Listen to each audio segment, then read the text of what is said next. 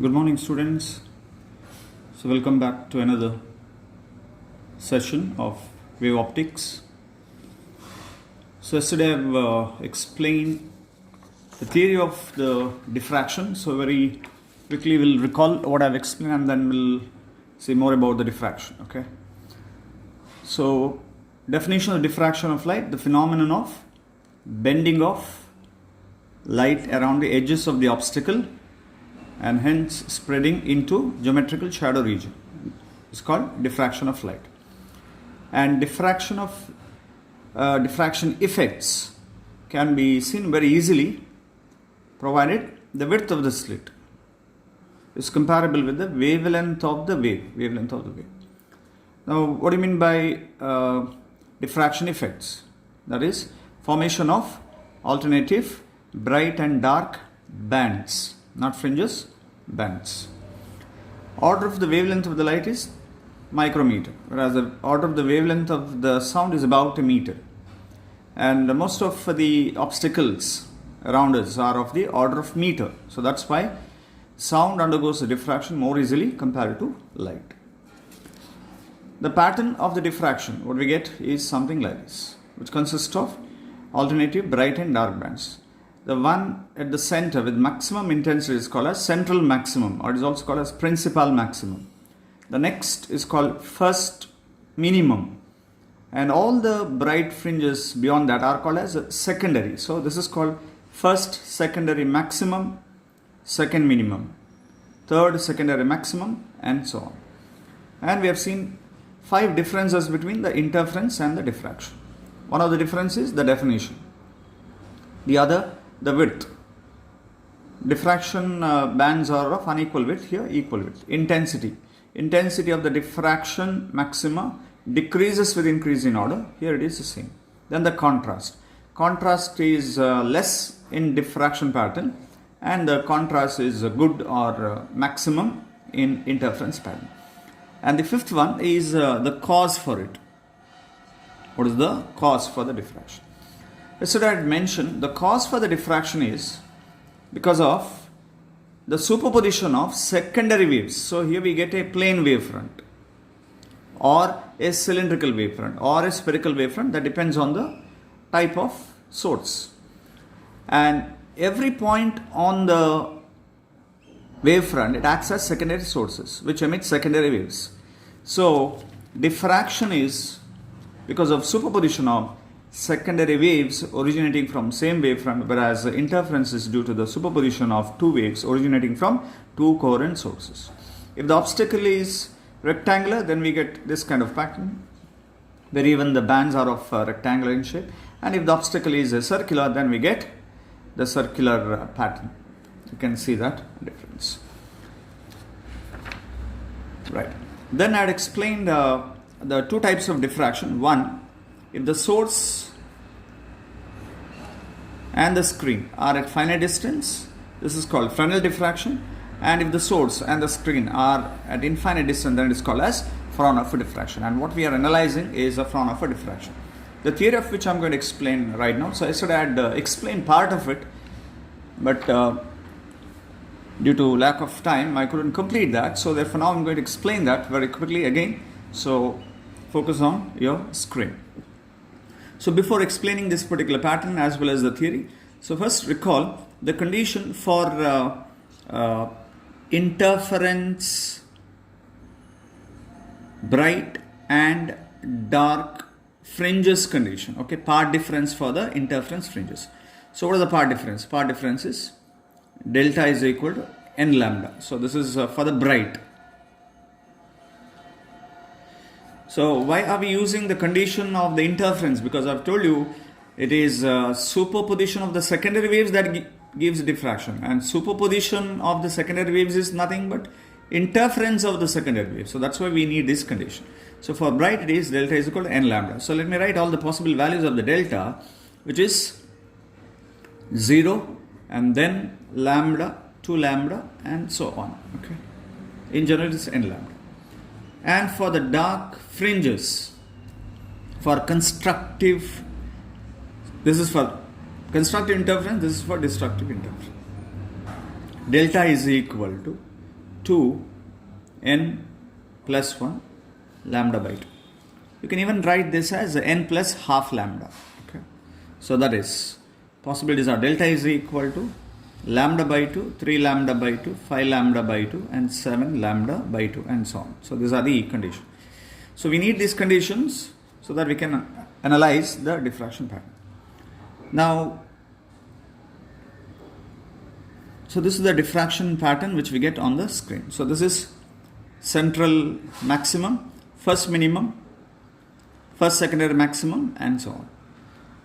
And at a certain distance, D, that's capital D. So we have a single slit.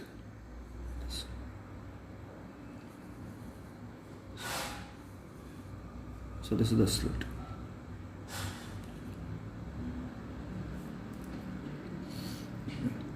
And small d is the distance between the slits.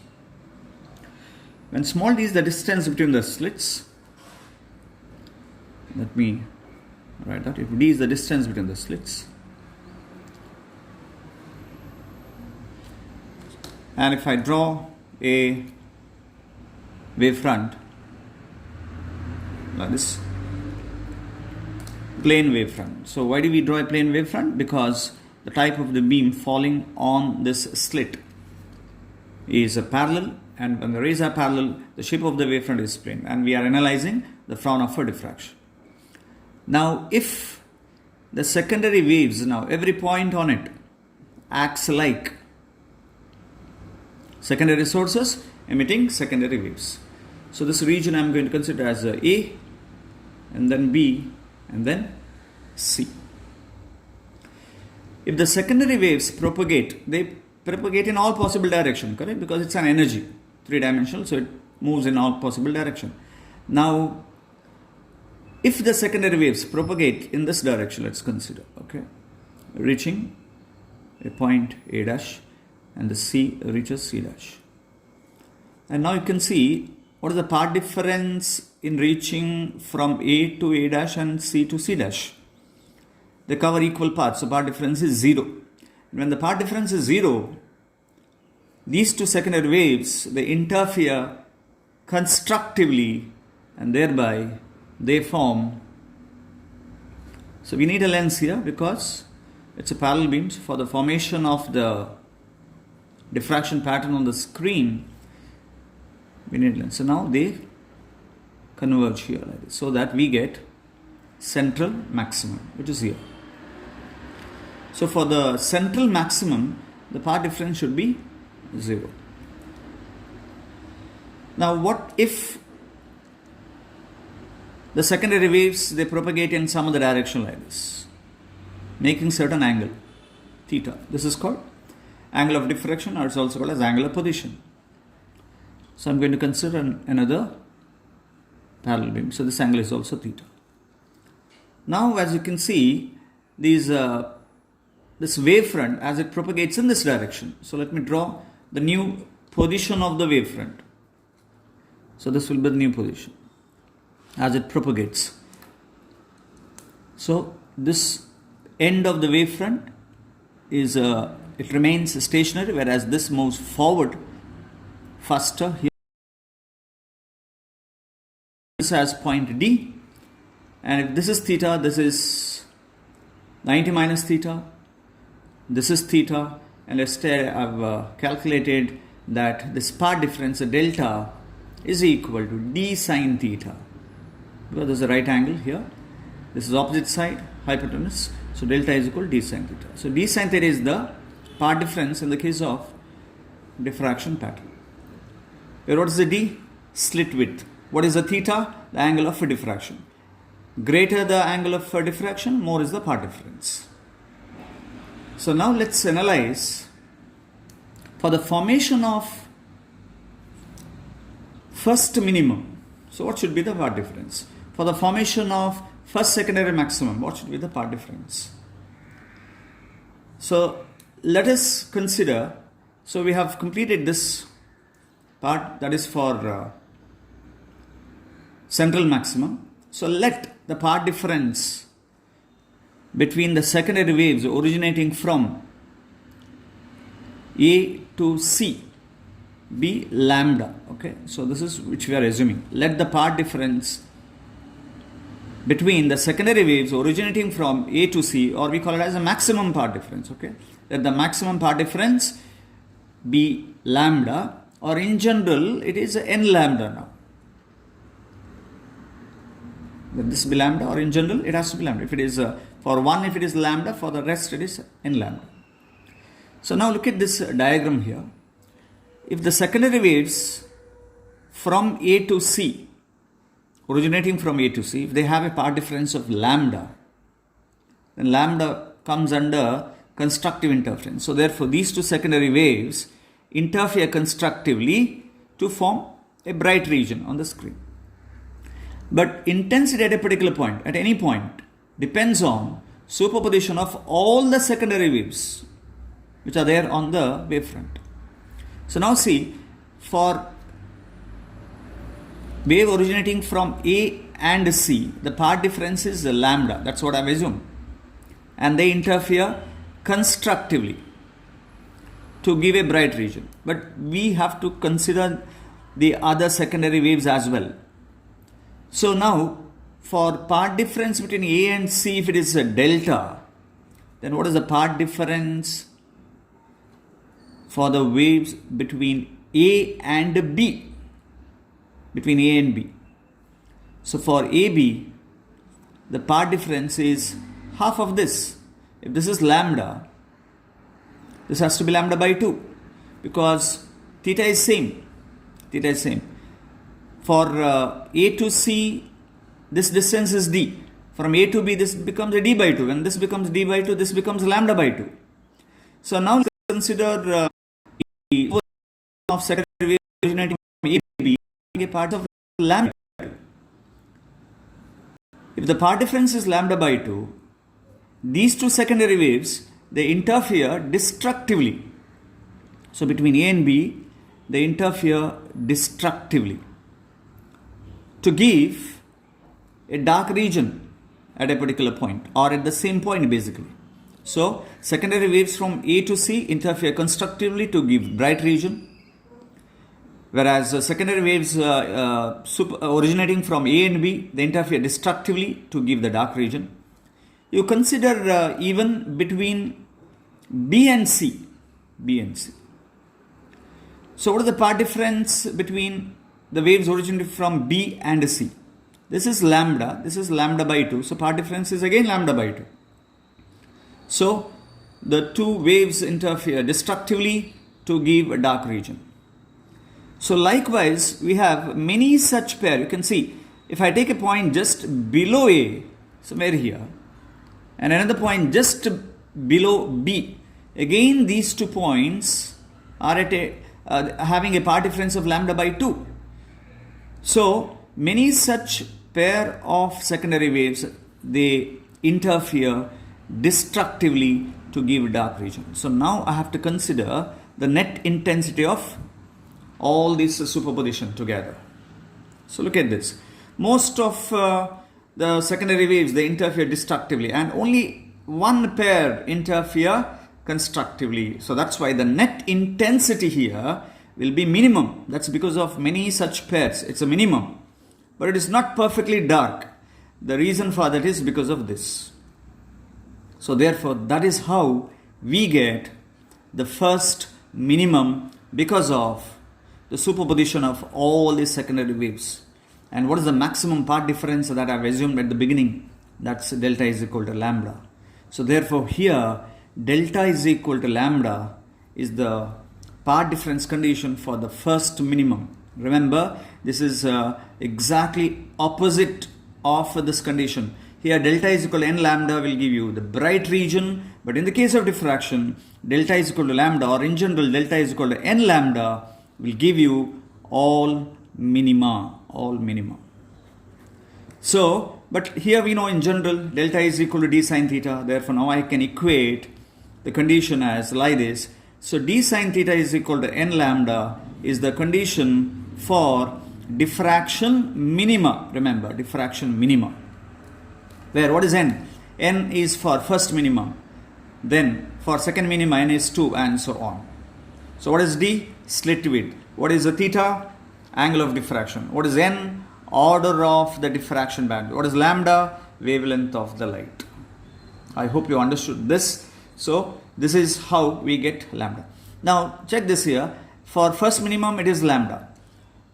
For second minimum it is 2 lambda. For third minimum, somewhere here I'll write, it's a 3 lambda. So this is how we can write lambda.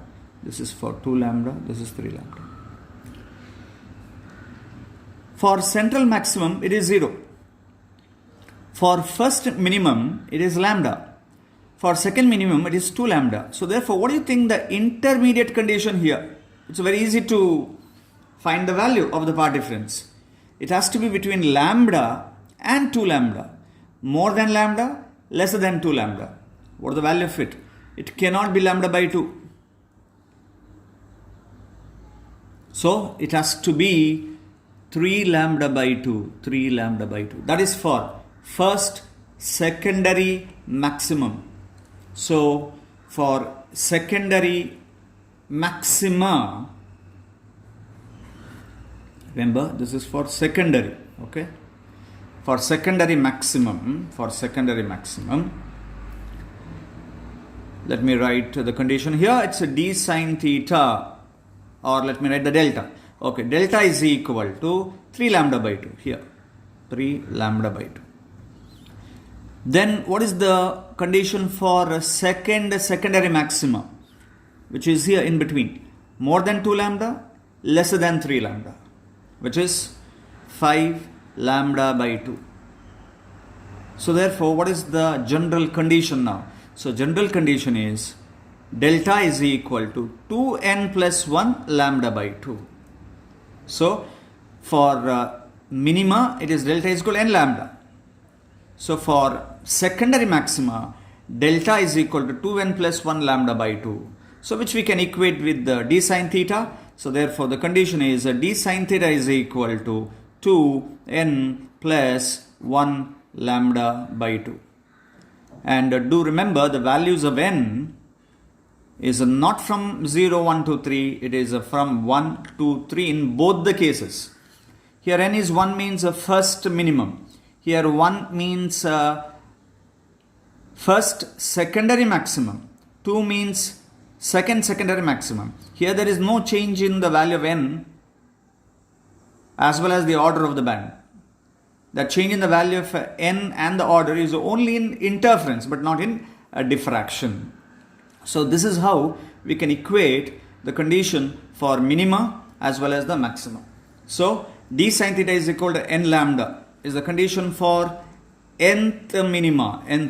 Remember, and for nth secondary maxima, it's a d sine theta is equal to n plus 1 lambda by 2. The conditions are exactly opposite of what we get in interference.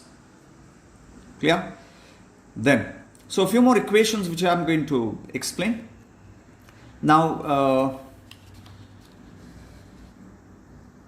so refer these equations. So we'll make a note of all these equations later. I'll give enough time for that. So this is the center of the central maximum. Okay. Let this distance from here till here. Okay. Check this. What is this?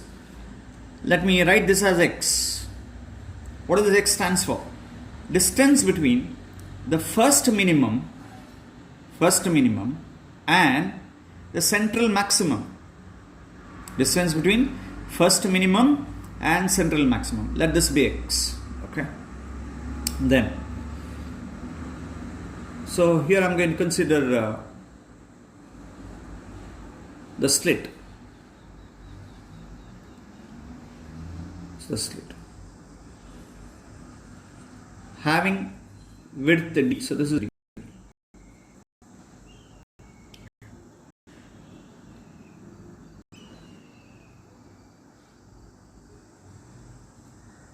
So this is the line joining the first minimum at the center of the slit. this angle is a theta. That is same as the angle of diffraction, angle of bending at the obstacle. So when we write like this, it will be this angle theta. So this angle is also theta.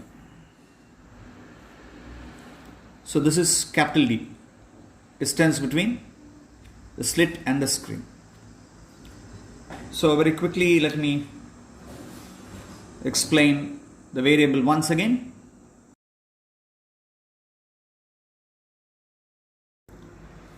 So what is x? Distance between first D, slit width. What is capital D? Distance between the slit and the screen. Slit and the screen. What is theta? Angle of diffraction, or it is also called as angular position. I want to relate all these variables. So first, let us calculate the value of x here.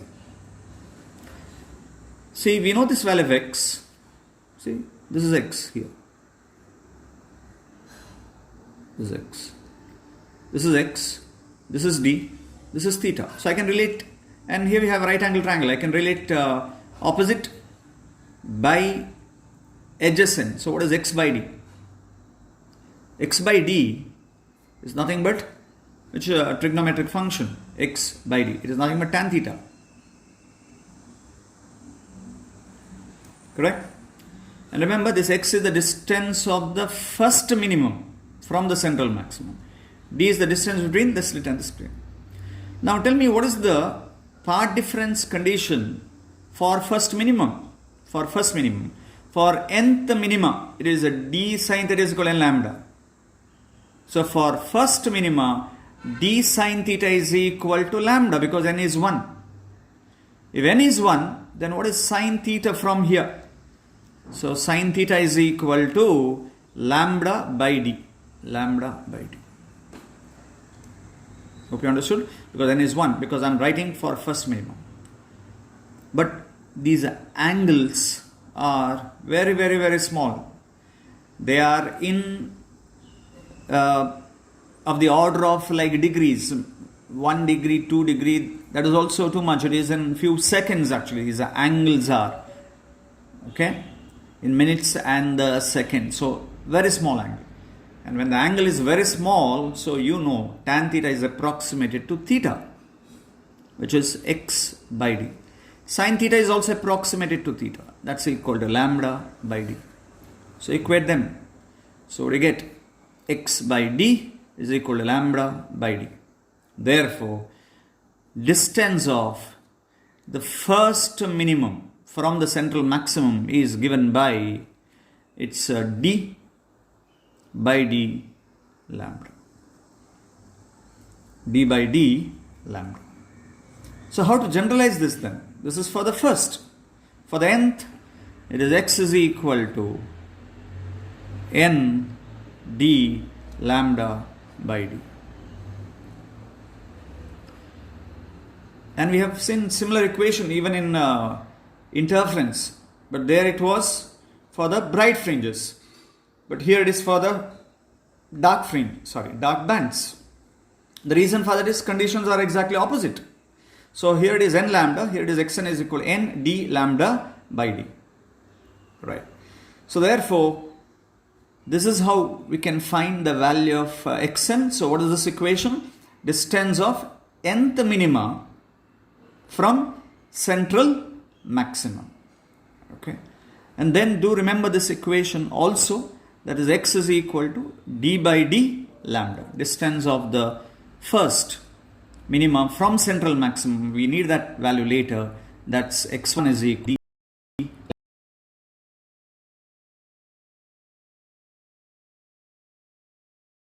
Here. Okay. Then look at this one equation. That's a theta, which is this. This is also theta. How about this distance? This one. Distance of first minimum from central maximum. That is also x. Now, if you find 2x. If you find 2x, what that 2x is? 2x is distance between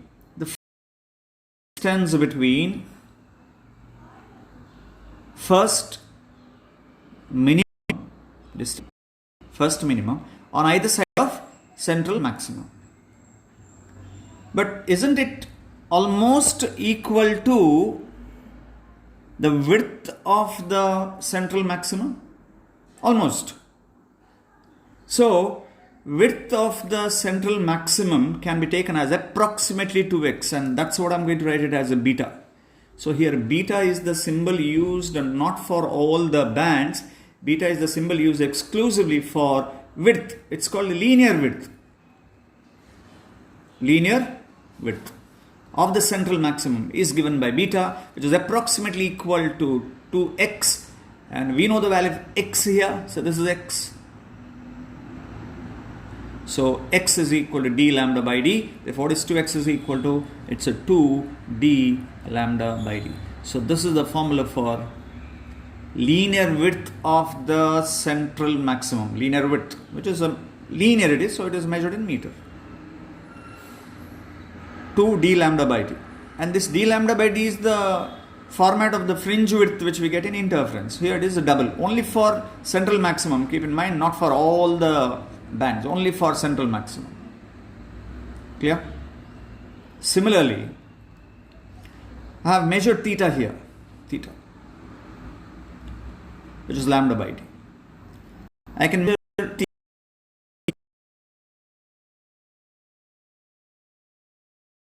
maximum, again approximately, remember, just like how we approximated for 2x. Now 2 theta is the angle subtended by the central maximum at the center of the slit.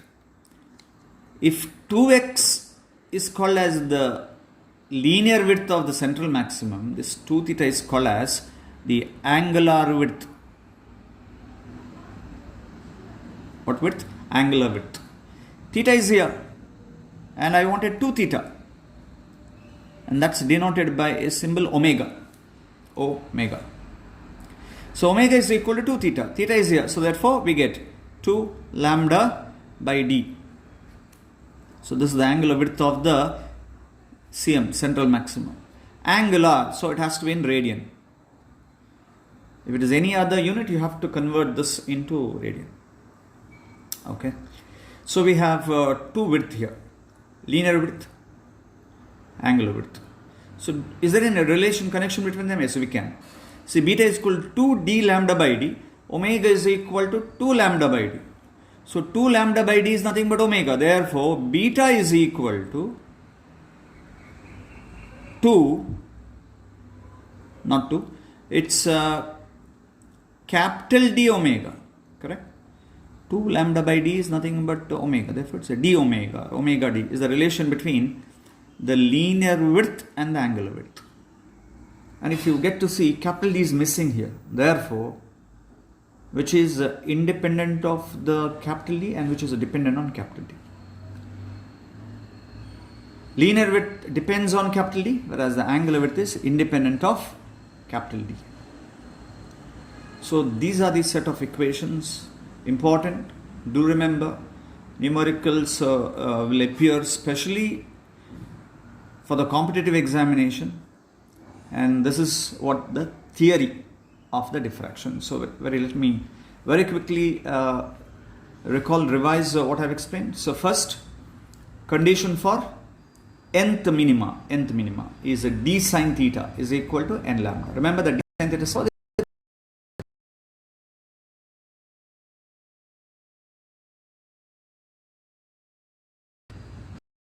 n order of the bands, lambda wavelength. This is for nth minima.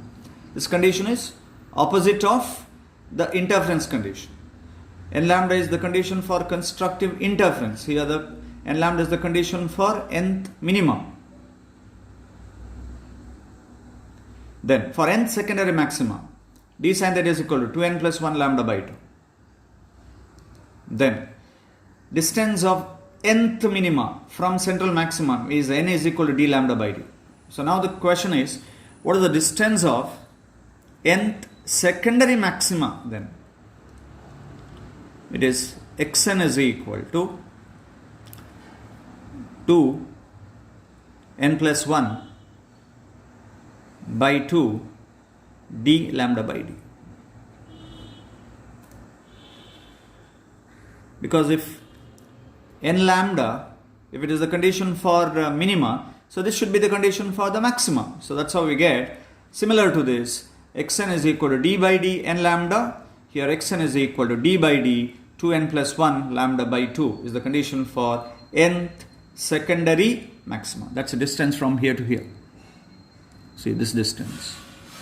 Distance from central maximum to the first secondary maximum. It has to be more than this distance. Okay. Then, what is this theta? This is theta is the angle subtended, semi-angular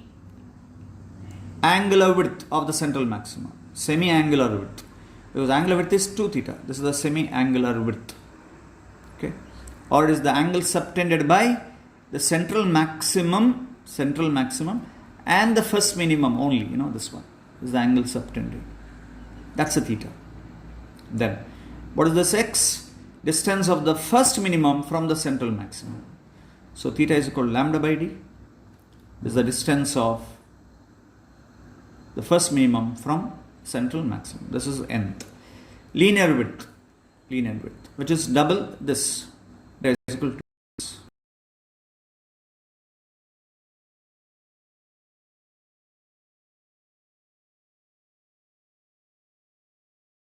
Relation between linear and angular width is given.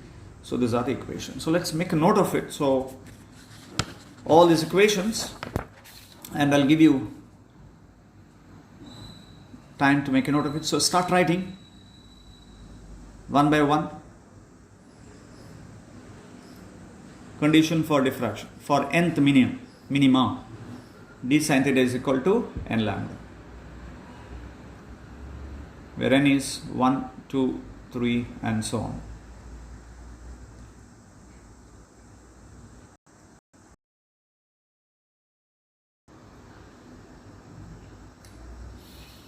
D sin theta is equal to 2n plus 1 lambda by 2.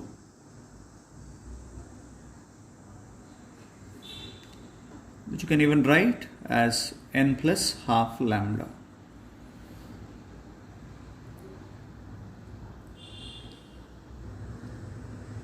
Where the value of n is 1, 2, 3 and so on. And the terms are given where d is the slit width, theta is the angular position of maxima or minima from central maximum.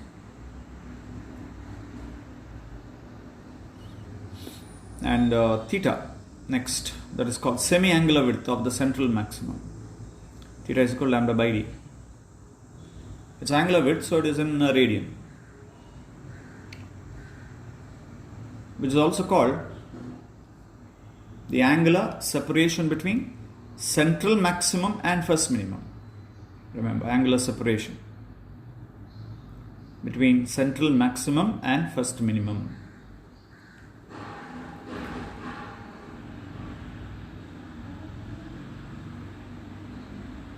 And if you double this, you will get the angular width. This is called semi-angular width, half of it. This is angular width of the central maximum, omega 2 lambda by d.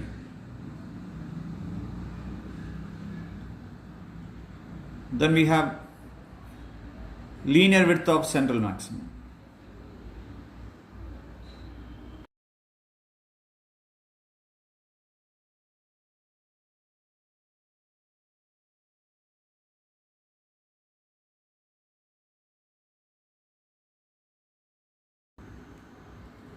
Linear width of central maximum.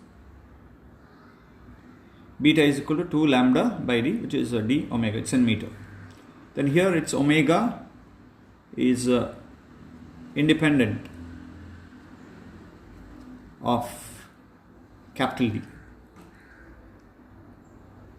independent of capital D.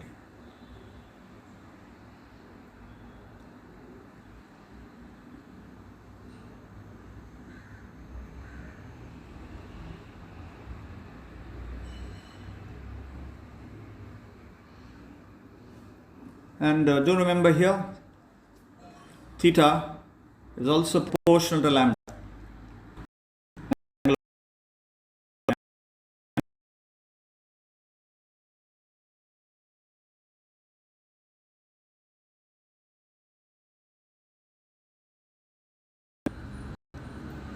Then two more conditions which are given.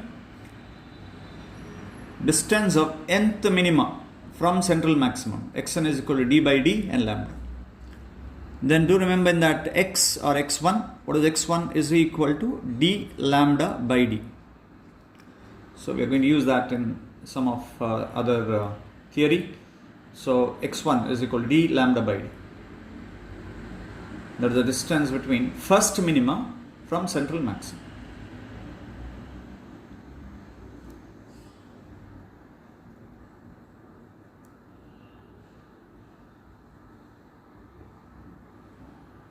Distance of nth secondary maxima from central maximum is xn is equal to d by d 2n plus 1 lambda by 2. So we rearrange like this, d by d and n lambda, because that is the condition of the path difference. That's why we can write even from d by d lambda. By 2 is the condition, path difference condition. So you can write xn is equal to d by d and then that path difference condition. So these are the ways by which one can remember those equations. I hope you finished writing. So do remember all these equations. Then the difference between interference and diffraction, I have already explained 5 points. One, definition, its width, intensity, contrast, and the other is the cause for it. Okay, like in the case of diffraction, it is because of the superposition of two secondary waves originating from same wavefront, whereas in interference it is due to the superposition of two waves originating from two coherent sources. So like this, if you remember these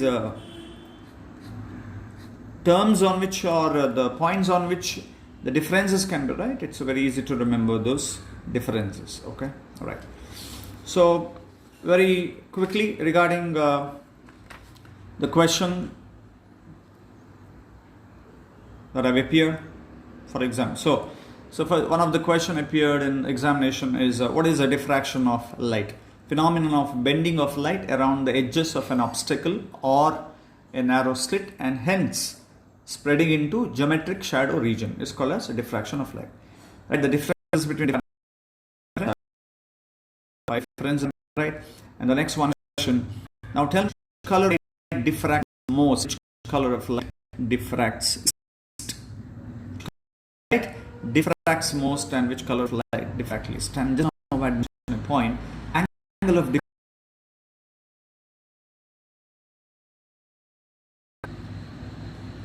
most diffraction, so it should be more wavelength. Only then the diffraction. So the answer is red. Least diffraction, least wavelength. Answer here is violet. Right. Now just to remind you, all those who have learnt ray optics, in dispersion, which is the most deviated color? This is dispersion.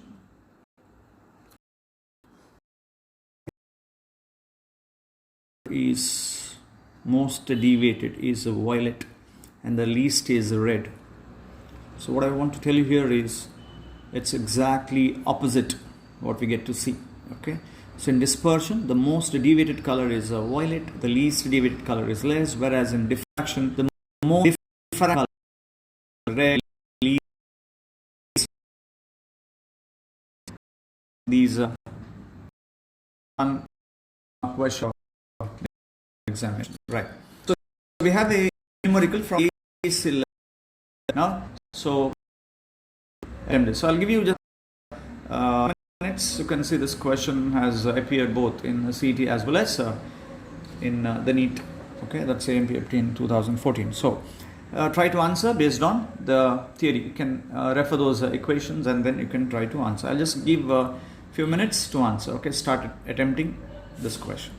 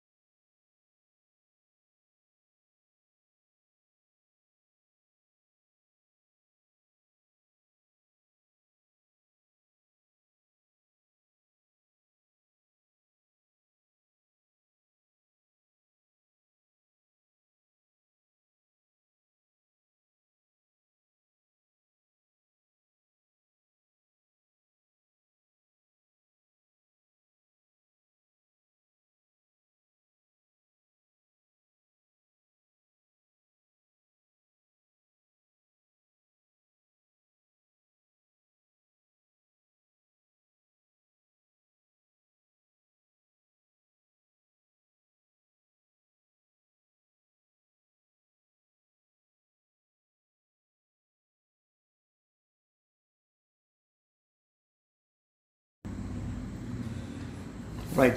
So hope you're ready with the answer. See the statement of the question. A beam of light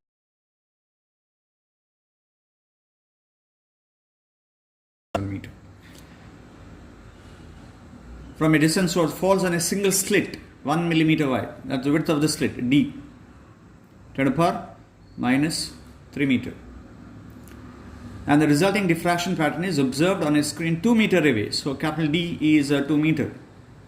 In the exam, don't attempt like this by writing every data. This data which I'm writing is for you to understand.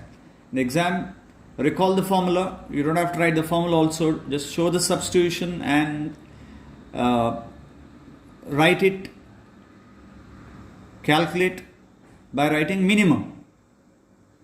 Understood? So you don't have to write detail like this. So this is I'm writing for your reference. Right, now the question is the distance between the first dark band on either side of the central bright fringes. Distance between the first dark band on either side of the central bright fringe is on either side. So the question that is asked is this. Check this. This is the pattern. This is the central. The first dark is here. The other dark is here. and we want this distance. That is the distance between the first dark band on either side of the central bright. That means distance between here and here. Basically, we have to calculate 2x. Not x, we have to calculate 2x. But what is 2x? 2x is nothing but the approximate linear width of the central maximum. So straight away you can use the beta formula to find the answer for the distance between two dark band on either side of the central maximum. So therefore beta is equal to, what they have asked is 2x and not x, which is 2 d lambda by d. So now direct substitution here, it's a 2, it's a capital D is a 2 into lambda 6 into 10 to the power minus 7 by small d, which is 10 to the power minus 3. So here we have 1224 into 10 to the power minus 4, and 24 into 10 to the power minus 4 is nothing but same as 2.4 millimeter. So the choice is this. Right. So now related to this diffraction, we have something more to learn. So just let me explain that based on this diagram which is given. Okay. So first, recall some of the variables that I have given. So one, small d. Small d. That is the width of the slit. Okay. So first, let me consider. I'm going to place the screen here at this distance. Okay, this is the position, first position of the screen. The screen is here right now, not here. This is the position of the screen. So what is this equal to? This is equal to d, distance between the slit and the screen. What is this equal to? This is nothing but x1. What is that x1? Distance of the first minimum from central maximum. What is that equal to? X1 is equal to, general condition for nth minimum is n d lambda by d, and for the first it is d lambda by d. Okay, and this is nothing but theta here. This is theta. Correct? Semi angular width or angle subtended by the central maximum and the first minimum, which we also know that's lambda by d. Lambda by d.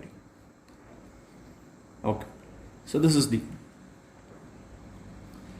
Now, if I shift the screen to the second position now here, to the second position. Okay. So this is that new, which I write it as a d dash, new position. So tell me what happens to the x as well as what happens to the value of theta. Look at this. X depends on this distance, whereas the theta is independent of d. Am I right? So therefore, the value of x decreases. The value of x decreases because the d decreases. You can see. Now, this is x. So when we shift from here to here, we get lesser value of x. This is x till here. Why x decreases? Because capital D decreases. So that means the diffraction effect reduces here. Diffraction effect reduces. Because now the central bright fringe and the first fringes, they come closer. Why do they come closer? Because of a lesser value of D. The other variables are constant. See, lambda remains same, wavelength of the monochromatic light. Slit width remains same. It's only D that changes. And because of which, X decreases.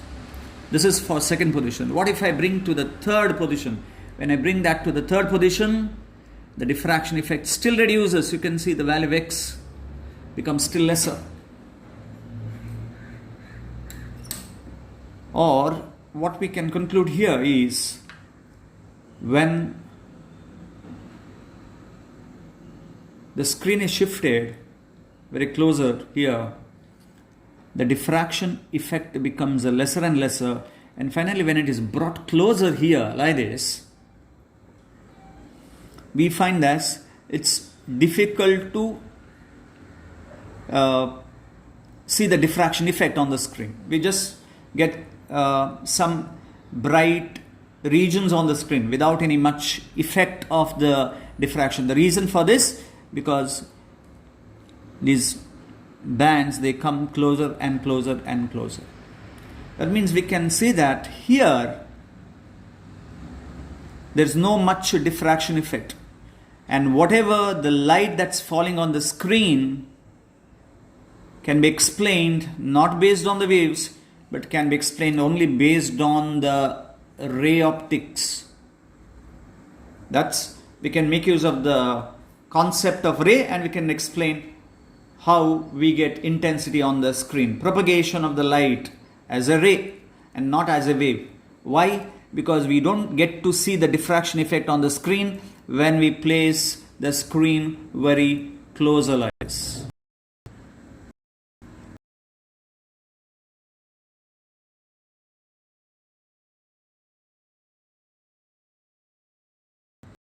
Pattern, when we can see there is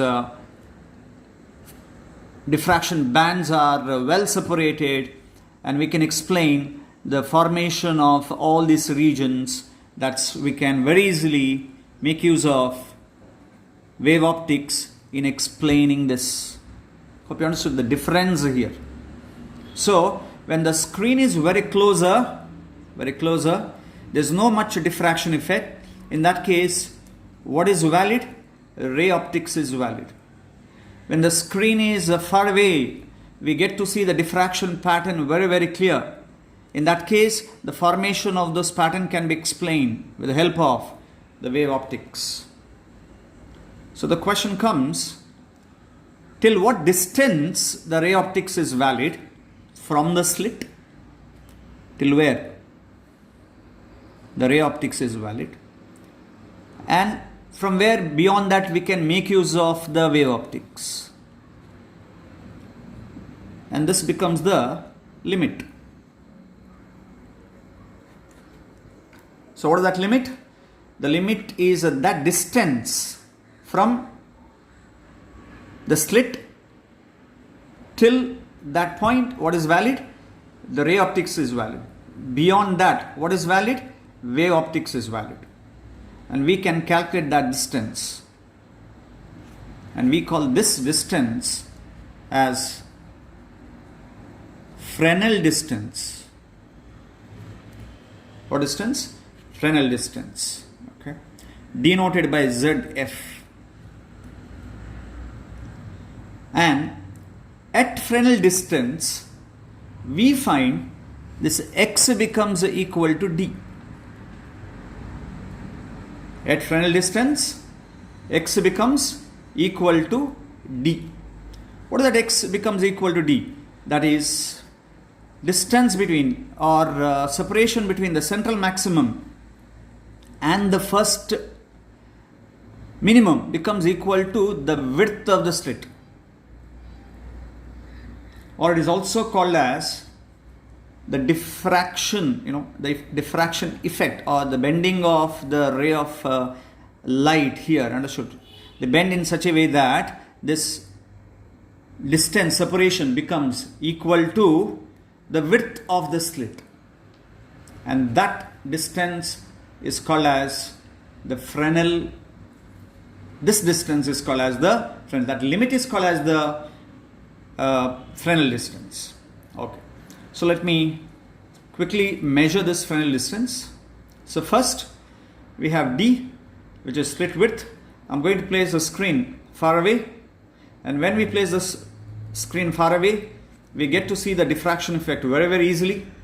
When I place the screen very close to it, the diffraction effects are almost zero or minimum, because all the bands, they come closer. Why do they come closer? Because of the lesser value of d, x becomes very small or negligible. In that case, whatever the formation of the light on the screen can be explained only with the help of the ray optics. And when it is far away, diffraction effects is very large, and we can explain that with the help of the wave optics. And the question is, at what distance the ray optics, or till what distance the ray optics is valid.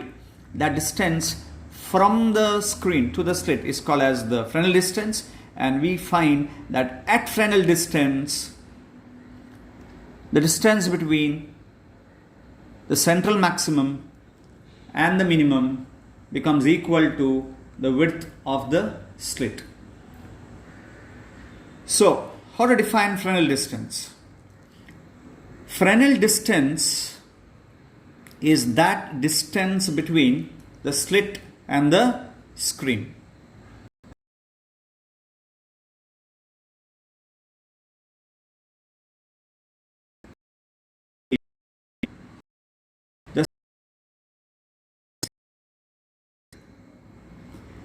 That spreading of light due to diffraction means what? It is the distance between the central maximum and the first minimum, See, this is that spreading, angle theta, correct? Yes. So this spreading, the spreading of the diffraction is in such a way that this distance becomes equal to the width of the slit. So let me define Fresnel distance again. The Fresnel distance is that distance between the slit to the screen. That distance between the slit to the screen at which the spreading due to the diffraction becomes equal to the width of the slit. But we know what is x is equal to from here, right? X is equal to d lambda by d. So equate them. X is nothing but equal to d. So d is equal to d, capital D. That capital D is nothing but Fresnel distance. So it is ZF into lambda by d. So we get ZF is equal to d square by lambda. So this is called as the Fresnel distance. And what is this Fresnel distance? Fresnel distance means it is this distance up to which, as I said, limit, up to which what is valid? Ray optics is valid. Why it is valid? Because the spreading due to the diffraction is less when the screen is very closer. And at this limit or beyond this, the diffraction effects are more. Therefore, what is valid?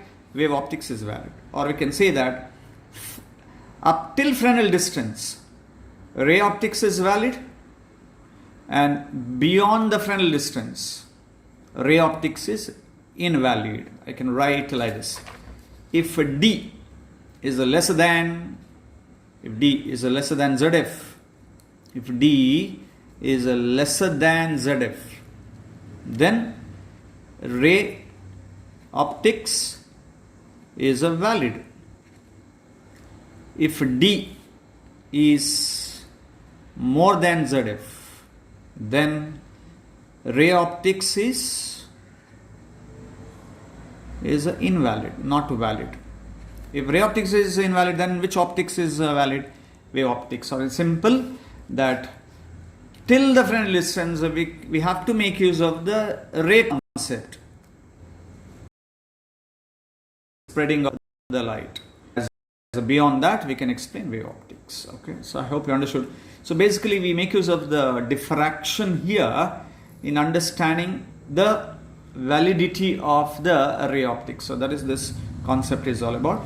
So what questions are possible from this particular topic, even though they haven't asked any till now in the board examination? So maybe one, definition of the Fresnel distance, equation for Fresnel distance, and the other is the condition under which the ray optics or wave optics is valid.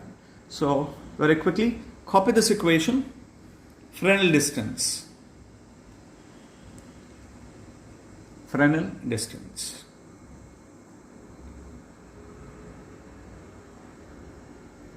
ZF is equal to d square by lambda. And then do write these two conditions as when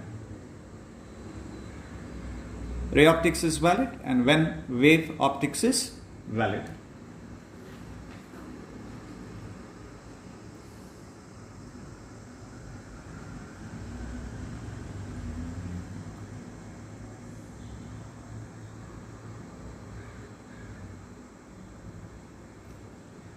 When D is lesser than ZF, ray optics is valid. When D is greater than ZF, ray optics is invalid, which means wave optics is valid.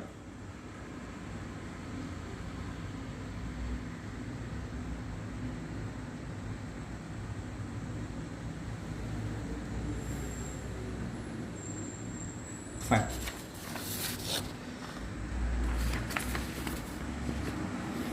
Right. So for the next diagram, next topic, not diagram. For the next topic, let me show you a set of diagrams. So before we get into the topic. Okay.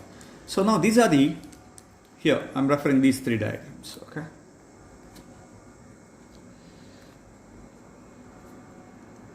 Right. So these are the three images clicked using a camera when a four-wheeler approaches an observer, and that observer is capturing the image. And that four-wheeler, again at night, very obvious, common sense, with the headlights on, and at different distances from the observer. This is the image captured when that four-wheeler with both the headlights on. Remember, both the headlights are on. But look at this image here. It appears that there is only one headlight, but it is not true. Both the headlights are on.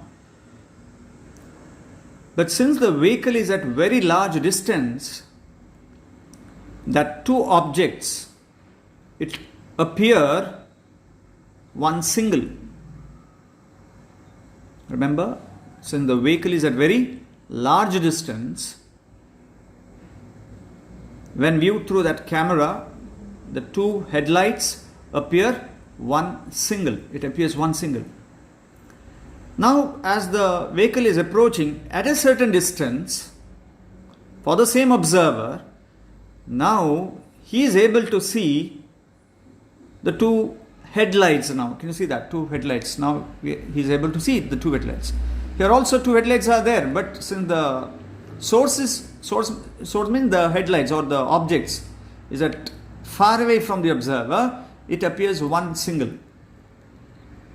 But here, when the vehicle approaches a certain distance, now the same observer using the same camera able to see that it's not one source of light. Actually, there are two sources of light.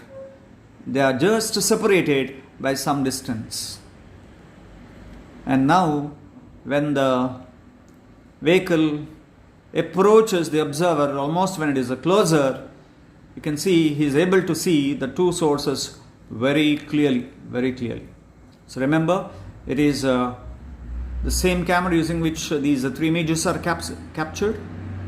And in all these three cases, it is the same vehicle. And in all the three cases, the same headlights are on. It's not that one headlight is off and this is the image of the other headlight. No.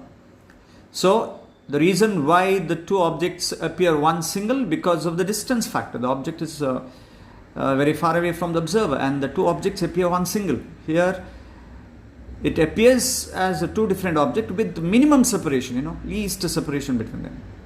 And here there is a well separation because the approach is near. Right. Now, when the two objects, any two objects, when viewed through any optical instrument can be a camera, it can be a microscope, telescope, it can be RI, periscope, any of the optical instruments.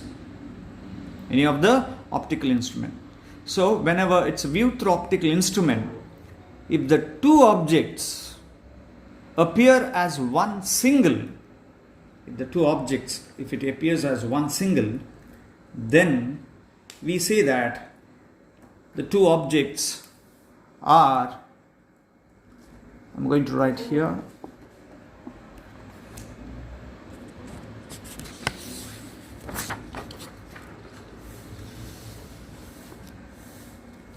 let's compare this diagram here. Then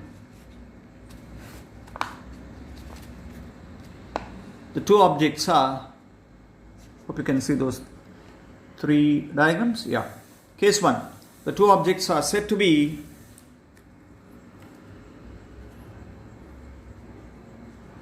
unresolved by the optical instrument.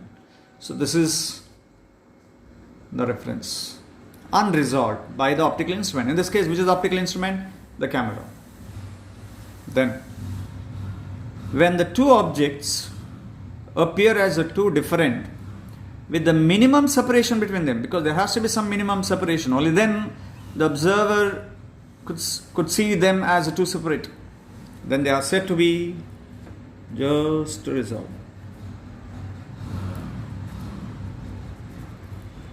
They are said to be just resolved. That's the second diagram. And if the two objects appears as a two separate object with the large separation between them, then they are said to be well resolved. So this is that three cases. Now the point is how this is related to our topic. So that's what I'm going to explain. So before I continue, so let's very quickly we'll recall that to understand this concept, first of all, there has to be two objects, and then depending on whether the two objects appears as one single or two separate, we call them that they are unresolved by the optical instrument. They are just resolved by the optical instrument. And when you say that when they are just resolved, they are just resolved when they make minimum separation. Now why I am using the word minimum separation? Because if the separation is lesser than that, then they are unresolved.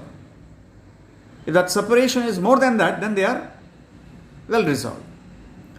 And when they make that minimum separation between them, when they are just resolved, whatever that minimum separation when they are just resolved, that minimum separation is called as limit of resolution. Okay. See here, that minimum separation here is called as the limit of resolution of the optical instrument. So how to define the limit of resolution of the optical instrument? Limit of resolution of an optical instrument is the minimum separation between the two point object at which they are just resolved. So what is the limit of resolution? Limit of resolution of an optical instrument is the minimum separation between the two point objects at which they are just resolved. So we measure the limit of resolution only when they are just resolved, not when they are well resolved. Here anyways we can't measure that separation because they are unresolved. So the next question is, what is the unit of this limit of resolution? So when we define limit of resolution of an optical instrument is the minimum separation between the two point object at which they are just resolved. Minimum separation. So separation can be of two types. One is a linear separation and the other is the angular separation. And that is the reason why limit of resolution has two units. Either it is in meter or in radian. We use a meter when we measure the linear separation. We use the unit radian when it is an angular separation. Okay.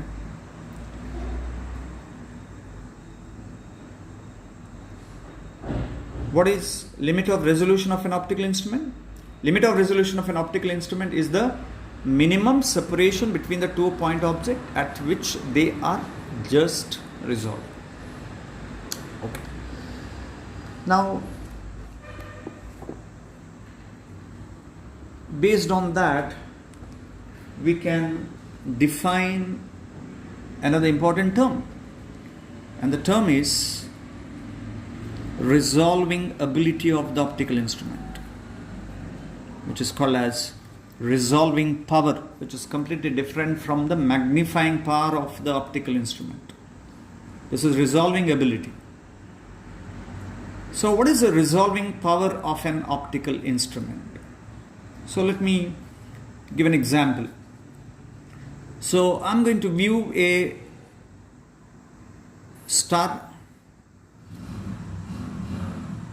with naked eye and I find that there is only one star. Then I'm going to view the same with the help of an optical instrument.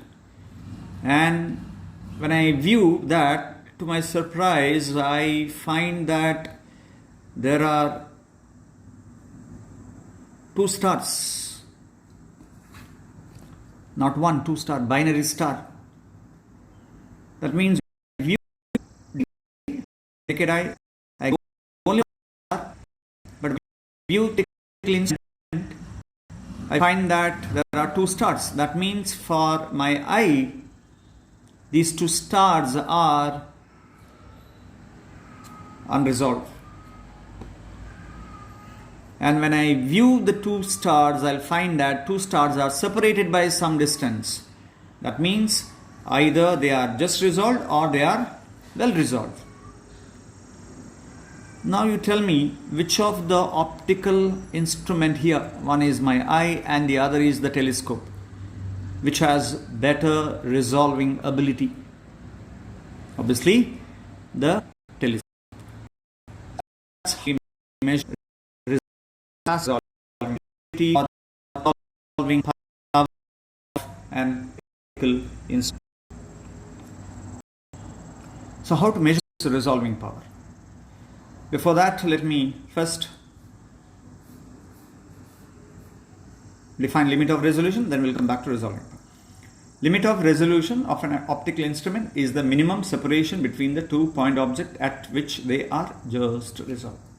And now the statement for resolving power. Resolving power of an optical instrument is its ability to distinguish two close by lying point objects. What is the resolving power? Resolving power of an optical instrument is its ability to distinguish two close by lying point objects. Is called as the resolving power. So I'm going to give another example so that you can understand what is the resolving power is all about. Okay. So here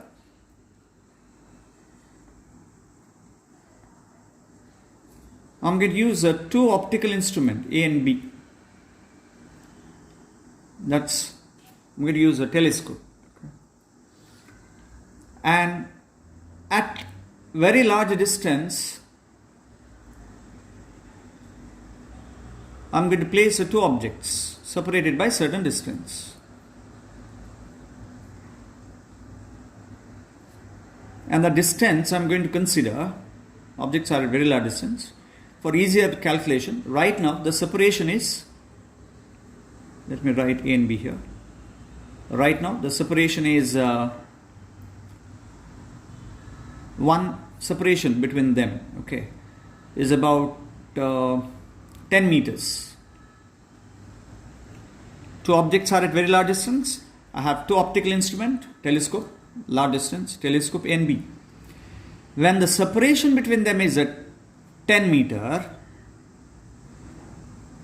for both these two objects are well resolved.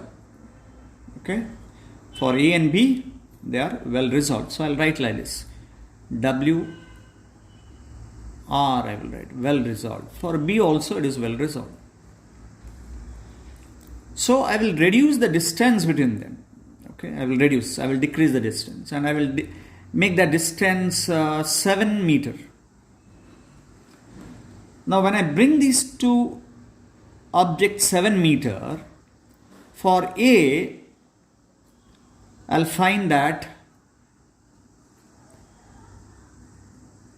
the objects are still well resolved.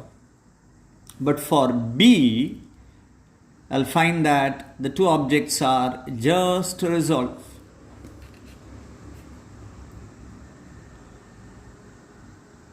Understood? Now, remember right now the separation between the object is 7 meter. And for A it is well resolved, for B it is just resolved. That means we can still see the two objects are two separate objects using both as A as well as B. Because for A it is well resolved, for B it is just resolved. I will still reduce the distance. Moment I make it 6 meter. For B at 7 it was just resolved. So therefore now what is the resolution condition? Because it was at the least distance, it was at the minimum separation at 7, and moment I reduce it, and here it becomes unresolved for B, just resolved for A. Now you tell me, for B at 7 meter it is just resolved. For A at 6 meter it is just resolved. So based on this illustration, can you tell me out of A and B which telescope has better resolving ability?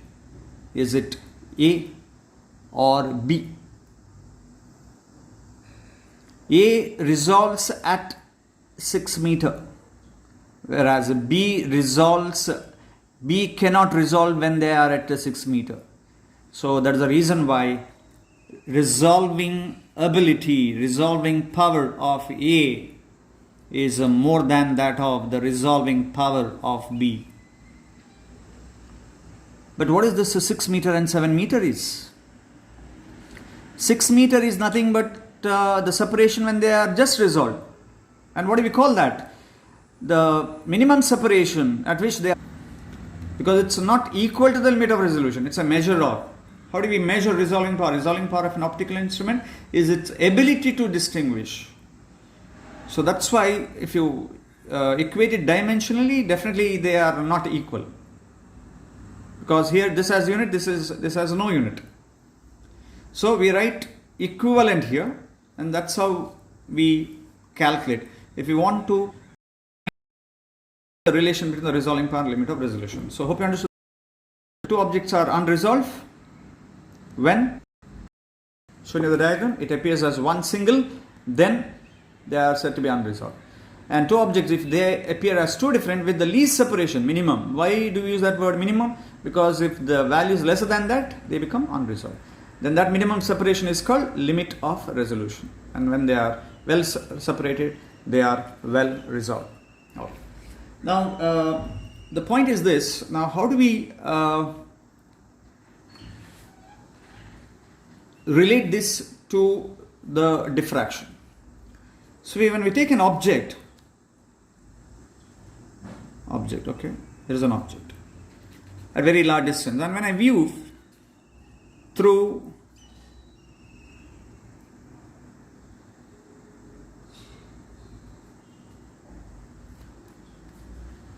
the eye, this is the lens, eye lens here, and there is pupil of the eye, here, okay, and now that pupil of the eye, it acts like an obstacle, and then the ray from here, it passes the pupil of the eye, it undergoes refraction, then it forms image on the screen, which is nothing but the retina there, okay. It forms the image, and whatever the image that is formed because of the diffraction effect at the pupil of the eye, the image what we get is not exactly a point image. We don't get exactly point image. This image has diffraction effect around it. So we get central maximum, we get first minimum, first secondary maximum, all that. But it's very negligible, very less and negligible, okay. But for a point object, image won't be a point image, but it consists of the diffraction effect because of the diffraction pattern at the pupil of the eye. And this makes us to distinguish one object from the other. Now let me give you an example.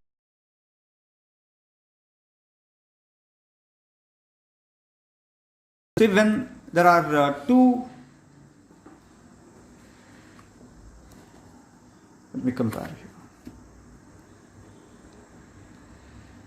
So here, how many sources are there? There are two sources of light. Correct? Corresponding to every source, there is an image which is captured. Can you see that? The image is captured. And this image which we get to see through the camera. And that particular image has a diffraction effect consisting of all the central, maximum, minimum and all that. Similarly, even for this, the image that is formed is not a perfect image. Again, it has a diffraction. But here, these two appears as one single. And that's what we get to see here in this particular diagram. So this is the image of two different objects. And you get to see only one pattern. Why? Because the two objects appears as one single. And you get to see all the diffraction pattern here. Now this is clear. Next, check this here. When two objects appears as two different with minimum separation, when they are just resolved.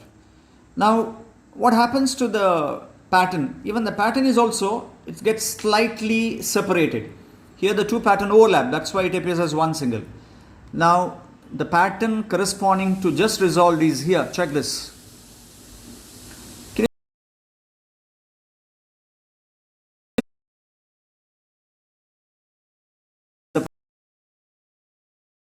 It appears when the two objects are just resolved. Look at this third case. When they are well resolved, the two patterns get well separated. And that is the reason why we get to see the two central maximum very clearly. So this is how the resolving ability can be related to the diffraction. So when two objects are there, when it forms an image, that image actually consists of diffraction effects, but our eyes cannot recognize that because the effects is very, very less or a minimum. Correct? We can see only the object but not its effect formed on the retina. But here in this, the illustration can be compared, and this is what the images that can be compared. Okay? So when the two objects are unresolved, the two pattern appears one single. When they are just resolved, we do get the two pattern which is slightly separated. You can see here. And when they are well separated, you get to see the two separate patterns. So this is how the diffraction and the resolving ability can be related. Okay, right. Now, related to the two patterns, so what I have done is I have drawn the intensity variation graph. Okay, right. Check this here. The first one for green stands for intensity variation graph for one image. This is for the second. Similarly, this is for the first image, second image, the first and the second image. This peak indicates central maximum of the first. This is the central maximum of the second. Central maximum of first, central maximum of second, central maximum of first, central maximum of second. Okay. Now, this is first minimum, central maximum, first minimum, central maximum, first minimum. Okay. Central maximum of first, its minimum is here. Central maximum of second, and its first minimum is here. Similarly, like this. Okay, right. Now, let's try to find the distance. Okay, right. So I'm going to draw the line here. So that refers to central maximum of the first. So this refers to first minimum of the same, and this is that separation. Okay. Here, central maximum of first and its first minimum, and that's the separation. Central of first and minimum, this is the separation. Okay. This is the central maximum. This is the central maximum. Okay. So just let's compare these distances now.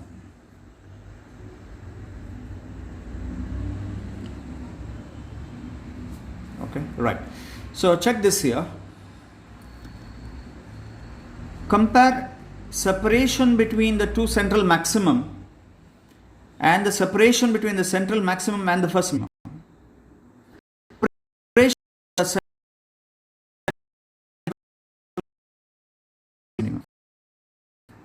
Separation with central maximum and separation between central maximum of one and its first minimum. What we get to see here?